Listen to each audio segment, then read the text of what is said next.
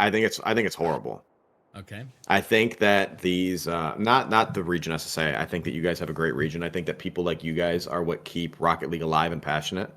And I think that that's why I love doing these podcasts with people like you guys, because it's like this is the core, this is the heart of what the game is, and this is how it started too.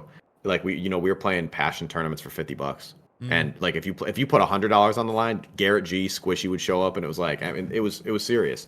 So we have to get back to loving the game, but I think it makes it difficult when you're the lack of introduction of rules, because I think that when Psyonix originally and Epic made this whole regional format where they said, "Oh, we're going to introduce SSA, we're going to introduce APAC, we're going to introduce MENA," I don't think that the original people that created this idea thought this was what was going to happen.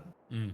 And I think that the lack of regulation onto what's happening, especially in your guys' region, I think is embarrassing to say the least.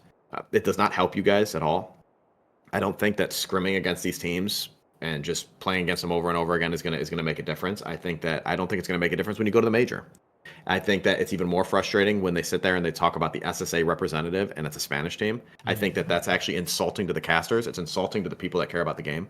It's frustrating. I think to say that, like I said, APAC, it's another one. It's another joke. Mm. I don't understand how we've fumbled an entire region that is the most passionate about esports you could put in the entire world. You have South Korean players that are more famous than freaking Lionel Messi.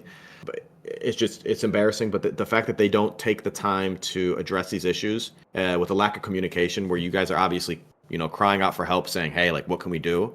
And they just say, "Look at the signups, though." Mm. And then they have you guys focused on all these signups, where it's like, okay, cool, but like these players are starting to get defeated, and then they're like, "Well, why would I play?" Because it was supposed to be SSA gets a team to the major so you could improve the region.